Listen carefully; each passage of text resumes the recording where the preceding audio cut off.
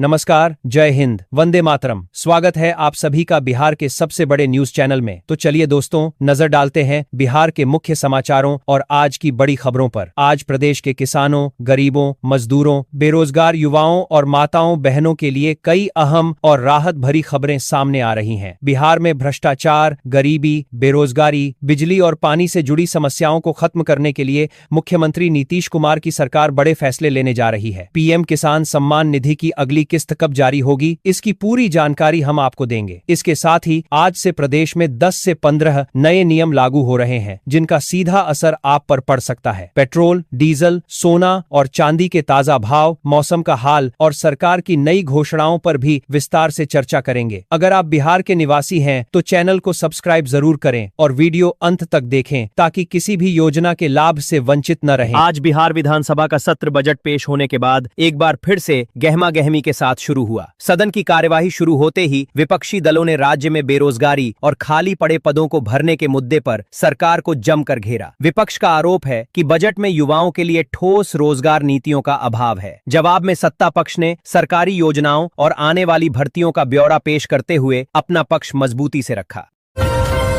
मुख्यमंत्री नीतीश कुमार ने सदन को संबोधित करते हुए अपने विकसित बिहार के संकल्प को दोहराया। उन्होंने स्पष्ट रूप से कहा कि वर्ष 2026-27 का बजट पूरी तरह से न्याय के साथ विकास के मूलभूत सिद्धांत पर आधारित है। मुख्यमंत्री ने जोर देकर कहा कि इस बजट के माध्यम से समाज के हर तबके, विशेषकर पिछड़े और वंचित वर्गों को मुख्य धारा में जोड़ने के लिए विशेष प्रावधान किए गए हैं, ताकि बिहार प्रगति की नई ऊंचाइयों को छू सके।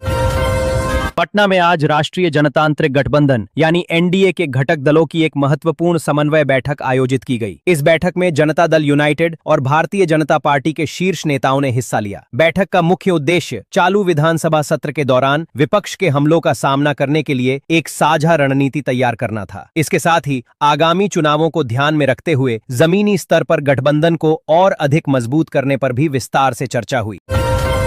बिहार में लागू शराबबंदी कानून को लेकर राजनीतिक गलियारों में एक बार फिर से बहस तेज हो गई है। सदन की कार्यवाही के बीच एनडीए के ही कुछ सहयोगी दलों ने इस कानून की समीक्षा करने की मांग उठाई है। उनका तर्क है कि कानून के क्रियान्वयन में कुछ व्यवहारिक कठिनाइयां आ रही हैं, जिन्हें दूर करने की जरूरत है। हालांकि मुख्यमंत्री कार्यालय ने स्पष्ट संकेत दिए हैं कि शराबबंदी पर सरकार का रुख पहले की तरह ही सख्त और अटल रहेगा। नेता प्रतिपक्ष तेजस्वी यादव ने राज्य सरकार द्वारा पेश किए गए बजट पर तीखा पलटवार किया है। उन्होंने विशेष रूप से युवाओं के लिए कौशल विकास और रोजगार सृजन के नाम पर किए गए बजटीय आवंटन को नाकाफी बताया। तेजस्वी यादव का कहना है कि सरकार आंकड़ों का मायाजाल बुनकर राज्य के शिक्षित बेरोजगारों को गुमराह करने का प्रयास कर रही है। उन्होंने मांग की है कि सरकार को रोजगार देने के लिए एक स्पष्ट समय सीमा और रोड मैप सार्वजनिक करना चाहिए। राज्य सरकार ने किसानों के आर्थिक सशक्तिकरण की दिशा में एक बड़ा कदम उठाते हुए कर्पूरी ठाकुर किसान सम्मान निधि योजना के तहत सहायता राशि जारी कर दी है। इसके लिए लगभग 3000 करोड़ रुपए आवंटित किए गए हैं, जो सीधे किसानों के बैंक खातों में भेजे जा रहे हैं। इस योजना का उद्देश्य छोटे और सीमांत किसानों को खेती की लागत में मदद करना है। कृषि विभाग ने इस प्रक्रिया को पारदर्शी बनाने के लिए ऑनलाइन निगरानी की व्यवस्था भी की है। केंद्र और राज्य सरकार की साझा पहल एग्री स्टैक के अंतर्गत बिहार के 45 लाख किसानों को उनकी डिजिटल पहचान यानी किसान आईडी प्राप्त हो गई है। इस डिजिटल आईडी के माध्यम से किसान अब सरकारी योजनाओं, सब्सिडी और ऋण का लाभ बिना किसी कागजी अड़चन के सीधे ले सकेंगे। ये तकनीक किसानों के भूमि रिकॉर्ड, फसल विवरण और बैंक जानकारी को एक साथ जोड़ने का काम करती है, जिससे बिचौलियों की भूमिका पूरी तरह समाप्त हो जाएगी और पारदर्शिता बढ़ेगी। बिहार के कृषि मंत्री ने राज्य में दलहन और तिलहन के उत्पादन को बढ़ावा देने के लिए एक व्यापक रणनीति का अनावरण किया है। सरकार का लक्ष्य है कि अगले 5 वर्षों के भीतर राज्य में दालों और तेल वाली फसलों की खेती का कुल रकबा बढ़ाकर 2 गुना कर दिया जाए। इसके लिए किसानों को उच्च गुणवत्ता वाले बीज, मुफ्त प्रशिक्षण और आधुनिक कृषि यंत्र उपलब्ध कराए जाएंगे। इस पहल से न केवल किसानों की आय बढ़ेगी, बल्कि बिहार इन फसलों में आत्मनिर्भर भी बनेगा।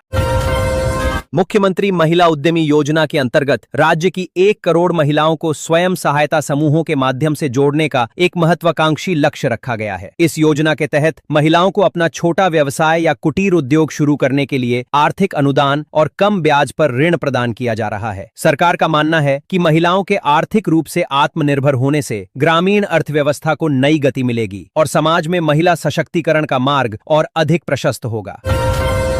बिहार में चीनी उद्योग को पुनर्जीवित करने के लिए सरकार ने 2 प्रमुख बंद चीनी मिलों को दोबारा चालू करने की विस्तृत कार्य योजना तैयार कर ली है। इन मिलों के चालू होने से न केवल गन्ना किसानों को अपनी फसल का उचित दाम और बाजार मिलेगा, बल्कि स्थानीय स्तर पर हजारों युवाओं के लिए रोजगार के नए अवसर भी पैदा होंगे। उद्योग विभाग ने मिलों की मरम्मत और नई मशीनें लगाने के लिए निविदा प्रक्रिया शुरू करने के निर्देश दिए हैं। ग्रामीण कार्य विभाग ने मुख्यमंत्री ग्रामीण सेतु योजना के तहत राज्य भर में बन रहे 909 पुलों की गुणवत्ता की कड़ी तकनीकी निगरानी के आदेश दिए हैं। विभाग का उद्देश्य ये सुनिश्चित करना है कि सभी निर्माण कार्य मानकों के अनुरूप हों, ताकि भविष्य में किसी भी तरह की दुर्घटना या पुल टूटने जैसी घटनाओं को रोका जा सके। विशेष रूप से बरसात के मौसम से पहले इन सभी निर्माणाधीन पुलों का निरीक्षण पूरा करने और उनकी मजबूती की जांच करने को कहा गया है।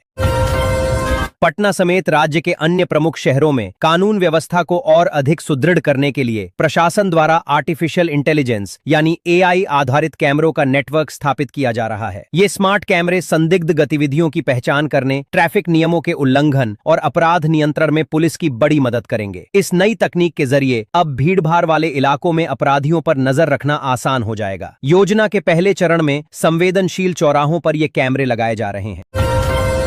राज्य में बढ़ते शहरीकरण के दबाव को कम करने के लिए प्रशासन ने सीतामढ़ी और सोनपुर सहित कुल 11 शहरों में नए सैटेलाइट टाउनशिप विकसित करने का प्रस्ताव तैयार किया है। इन नए शहरों में आधुनिक सुविधाएं जैसे अच्छी सड़कें, पार्क, स्कूल और अस्पताल विकसित किए जाएंगे। सरकार का प्रयास है कि इन सैटेलाइट टाउनशिप के माध्यम से लोगों को मुख्य शहरों के पास ही बेहतर आवासीय विकल्प उपलब्ध कराए जा सकें, जिससे पुराने शहरों में भीड़भाड़ की समस्या कम हो सके। पंचायत स्तर पर शासन और प्रशासन में पारदर्शिता लाने के लिए ई-ग्राम साथी नामक एक नया डिजिटल पोर्टल शुरू किया गया है। इस पोर्टल के माध्यम से अब ग्रामीणों को जन्म मृत्यु प्रमाण पत्र, आय प्रमाण पत्र और अन्य आवश्यक दस्तावेज प्राप्त करने के लिए प्रखंड कार्यालयों के चक्कर नहीं लगाने पड़ेंगे। ग्रामीण अपने पंचायत भवन या मोबाइल के जरिए इन सेवाओं के लिए आवेदन कर सकेंगे। इस पहल का उद्देश्य भ्रष्टाचार को कम करना और जन सेवाओं को लोगों के घर तक पहुंचाना है। राजस्व एवं भूमि सुधार विभाग ने राज्यव्यापी भूमि सर्वेक्षण कार्य को निर्धारित समय सीमा के भीतर पूरा करने के लिए अतिरिक्त कर्मियों की तैनाती का फैसला लिया है। जमीन संबंधी विवादों को जड़ से खत्म करने के लिए ये सर्वे बेहद महत्वपूर्ण माना जा रहा है। विभाग ने स्पष्ट किया है कि आधुनिक तकनीक और ड्रोन की मदद से जमीनों की पैमाइश की जाएगी, ताकि रिकॉर्ड बिल्कुल सटीक हों। इसके साथ ही रैयतों को उनके मालिकाना हक के दस्तावेज भी जल्द वितरित किए जाएंगे। बिहार विद्यालय परीक्षा समिति द्वारा आयोजित इंटरमीडिएट की वार्षिक परीक्षा आज भी कड़ी सुरक्षा के बीच जारी रही। आज की परीक्षा में मुख्य रूप से विज्ञान संकाय के लिए, भौतिकी और कला संकाय के लिए भूगोल विषय की परीक्षा ली गई। परीक्षा केंद्रों पर नकल रोकने के लिए सीसीटीवी कैमरों और स्टैटिक मजिस्ट्रेटों की तैनाती की गई थी। अधिकारियों के अनुसार पूरे राज्य में परीक्षा शांतिपूर्ण रही और छात्रों ने उत्साह के साथ अपने पेपर दिए। इंटर की ये परीक्षा काफी महत्वपूर्ण मानी जाती है। शिक्षा विभाग ने सरकारी स्कूलों में शिक्षा के स्तर को आधुनिक बनाने के लिए डिजिटल लर्निंग पहल के तहत शिक्षकों का एक नया प्रशिक्षण बैच शुरू किया है। इस कार्यक्रम के माध्यम से शिक्षकों को स्मार्ट क्लास, ऑनलाइन शिक्षण सामग्री और डिजिटल उपकरणों के प्रभावी उपयोग के बारे में प्रशिक्षित किया जा रहा है। सरकार का उद्देश्य है कि ग्रामीण क्षेत्रों के छात्रों को भी वैश्विक स्तर की शिक्षा मिल सके। प्रशिक्षित शिक्षक अब अपने स्कूलों में तकनीक के माध्यम से पढ़ाई को रुचिकर बनाएंगे। बुजुर्गों और दिव्यांगों की सुविधा को ध्यान में रखते हुए बिहार सरकार ने प्रमुख शहरों में 22 नई इलेक्ट्रिक बसें चलाने का फैसला किया है। ये बसें प्रदूषण मुक्त होने के साथ साथ आधुनिक सुविधाओं से लैस होंगी, जिनमें व्हीलचेयर रैंप और लो फ्लोर की सुविधा होगी। इन ग्रीन ट्रांसपोर्ट बसों का मुख्य उद्देश्य शहरी क्षेत्रों में प्रदूषण को कम करना और कमजोर वर्गों के लिए सुरक्षित एवं आरामदायक यात्रा सुनिश्चित करना है। शुरुआती चरण में पटना और गया में ये बसें चलाई जाएंगी। मिथिला क्षेत्र की समृद्ध सांस्कृतिक विरासत को संजोने के लिए पर्यटन विभाग ने आगामी सांस्कृतिक उत्सवों और मेलों के लिए एक विशेष बजटीय प्रावधान किया है। इस धनराशि का उपयोग मैथिली लोक कलाओं, संगीत और खान पान को बढ़ावा देने वाले कार्यक्रमों के आयोजन में किया जाएगा। सरकार का मानना है कि इन उत्सवों के जरिए न केवल पर्यटन को बढ़ावा मिलेगा, बल्कि स्थानीय कलाकारों को भी अपनी प्रतिभा दिखाने का एक बड़ा मंच प्राप्त होगा, जिससे मिथिला की संस्कृति विश्व पटल पर उभरेगी।